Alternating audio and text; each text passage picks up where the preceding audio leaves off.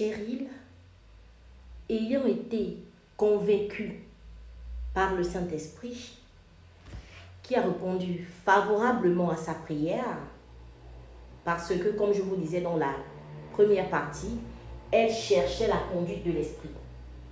Elle cherchait vraiment l'aide du Saint-Esprit.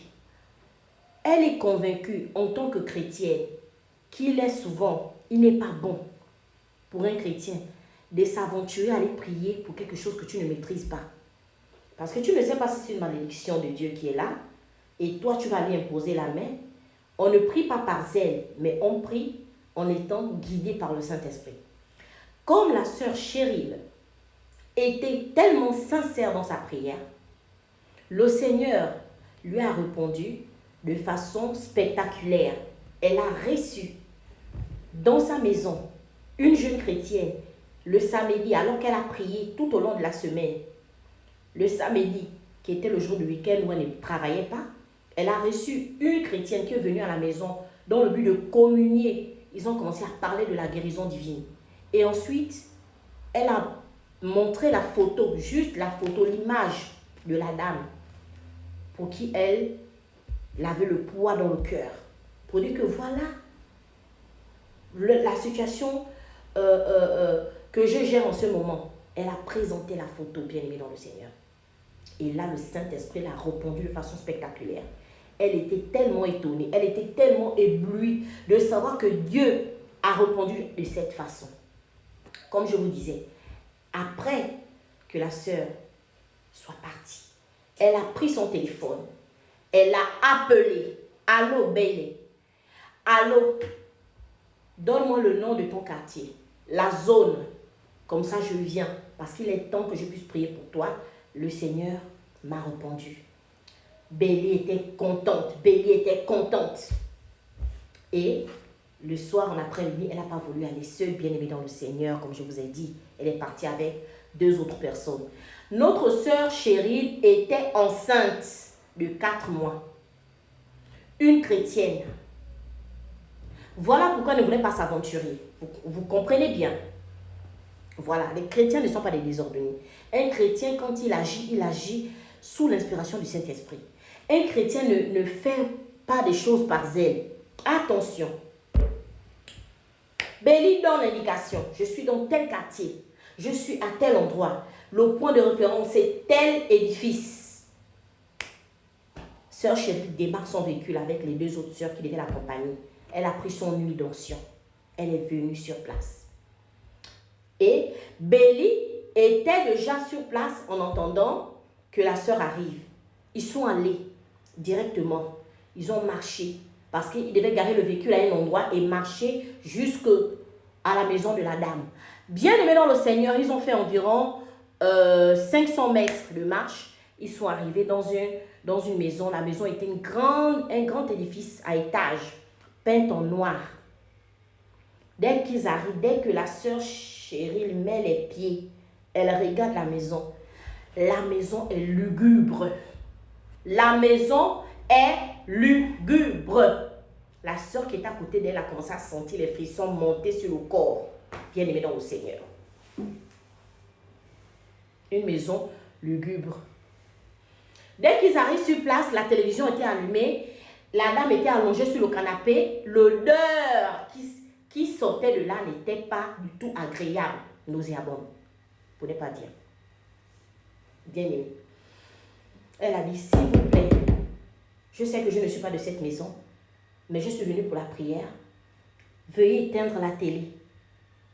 Et là, on voit une personne qui est sortie de nulle part, venir maintenant marcher. Elles sont qui? C'est qui ces gens-là? On a déjà reçu beaucoup de gens qui sont venus ici pour la prière. Rien n'a marché. Il n'y a rien. C'est qui encore? Hein? On est fatigué. La dame qui était assise a dit, tais-toi. Même si on a reçu les gens qui sont venus pour la prière et si ça n'a pas marché, et ce n'est pas tout le monde aussi que Dieu va refuser d'exaucer. Ça, c'est le mot que la dame a dit. Ah, ok, en tout cas, on verra bien. On verra bien. Oh, ça c'est quelle agitation. La sœur Cheryl est restée calme avec les 2 autres sœurs qui l'ont accompagnée. paisible, tranquille, parce qu'elle savait où elle se tenait. Et voilà comment elle a commencé à dire que maman, est-ce que tu crois que si je prie pour toi, Dieu va m'exaucer? Parce que je ne peux pas prier pour toi si tu ne crois pas en moi. Et oui, la parole de Dieu dit, il faut amener les gens d'abord à croire que si tu pries pour eux, Dieu va les exaucer. C'est au travers de leur foi que Dieu va agir. Bien-aimé, la sœur chérie savait où elle s'était. Et là, elle a pris la Bible comme ça. Bien-aimé, elle a ouvert la Bible, elle a lu la Bible dans Jacques 5, où il est dit, la prière fervente du juste a une grande efficacité. Et si quelqu'un est malade, qu'il aille chez les anciens, on va l'oindre d'huile. Et quand on va prier pour lui, il sera guéri. Et s'il a commis des péchés, c'est là, lui sera pardonné. Je vais vous donner le verset dans la Bible. Bien-aimé, la sœur chérie a dit qu'en vertu de cette parole que je viens de lire, je maudis ce démon de fusée nocturne. Quand elle a commencé à prier, la même dame qui est venue faire le tapage est venue.